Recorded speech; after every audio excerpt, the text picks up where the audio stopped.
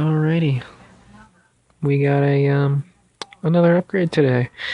Today, I'm gonna make the Jeep headlights just a little brighter and a little more modern. Right here, we have an H4 upgrade kit. So it's your standard 200 millimeter light size halogen headlamp unit, but instead of it having a plug on the back with a light, it's got a little rubber thing, and it's got this nice thing. So you can pop this off, pop that off, and shabam, look at that. You can put standard H4 bulbs in there, and the housings get reused. And then here's our standard H4 bulbs right here. These ones came with the kit that I got. These are 55 watt low beam, 100 watt high beam, and are supposed to be off-road use only. So that's your standard H4 bulb. You line them up, and they clip into place like so.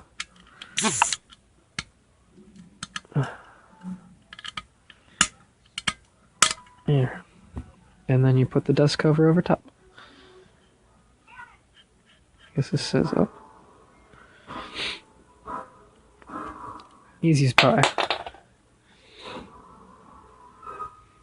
And in case you guys are wondering, the version I got is the Euro version, which has a different light beam pattern with a very sharp cutoff.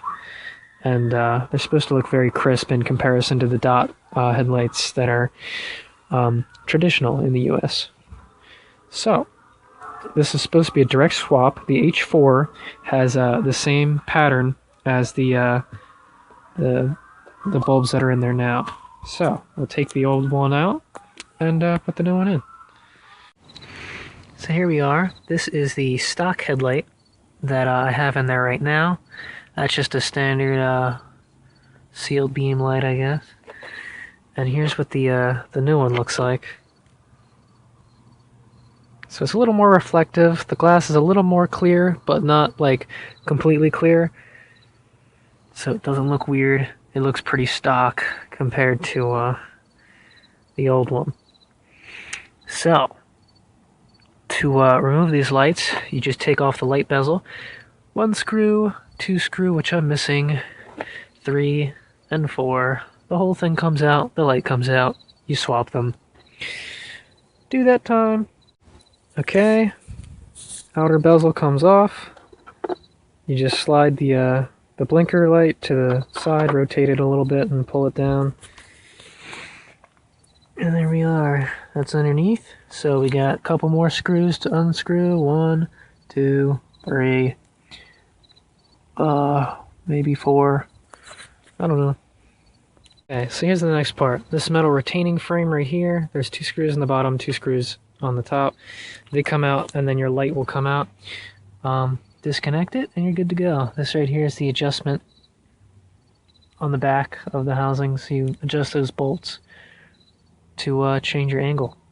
I don't know if you saw before, but this was cracked, and it was so cracked that just by moving it and removing it from that little metal rotating clip, this entire thing just fell out.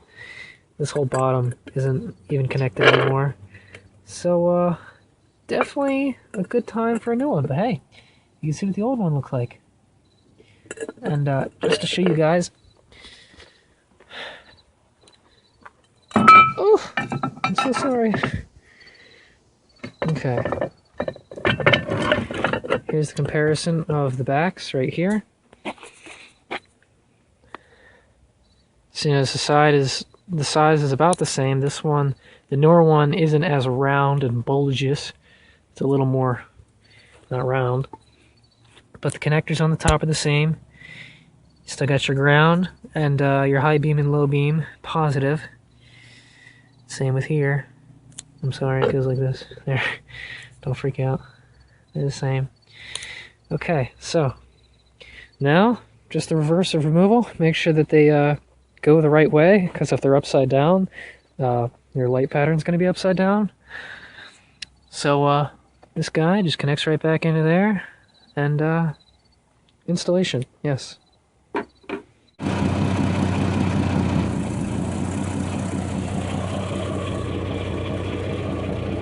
So I'm getting a good amount of voltage to these connectors. That's 13 volts on the low beam. Okay, so yeah, there's about a volt, 1.2 volt loss between the battery and the lights. So with this harness, the lights will glow a little brighter. So that's good to know.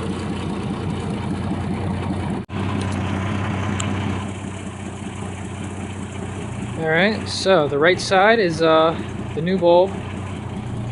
I guess by white they meant yellow, which is still okay.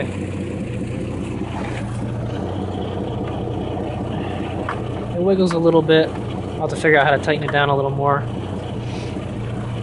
But,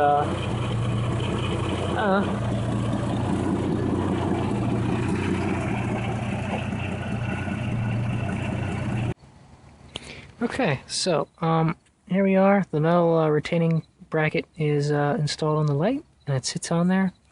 The way that the curvature is on the back of the housing was a little different from the old one. So there's a little bit of wiggle room when you move it. And if you notice now, it doesn't really move around as much. I mean, you can kind of forcibly wiggle it, but it stays in place better than it did. I used hot glue to make little bump stops on the bracket so that the light would sit, because it was only off by like a centimeter or two. So here's the other bracket. And I just put a little dot in each corner, just enough to hold the light. Now I used hot glue because I wanted to see if this would work. And when it did work, I'm probably going to upgrade the wiring harness at some point so that the lights get the full battery voltage.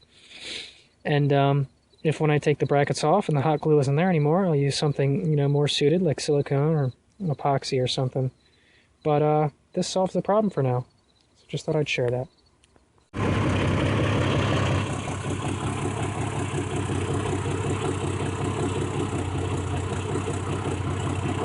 So there they are.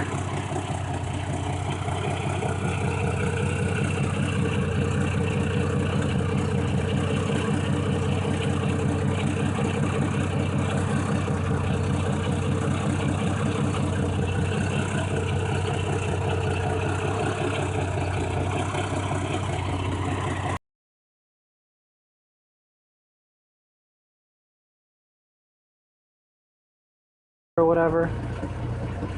So that's low beam, and that's high beam. And that's both. Alright, so we got low beam, high beam,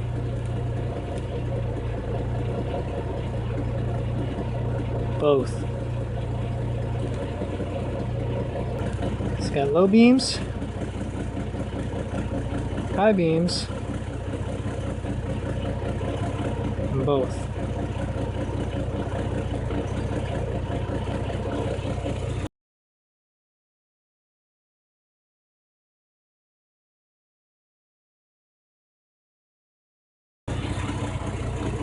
Not too shabby. I like it.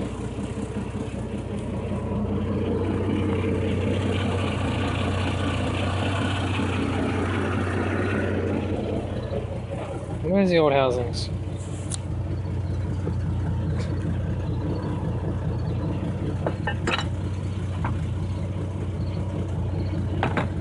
Lovely. Okay. Yeah. H4 bulbs. Low beams, high beams.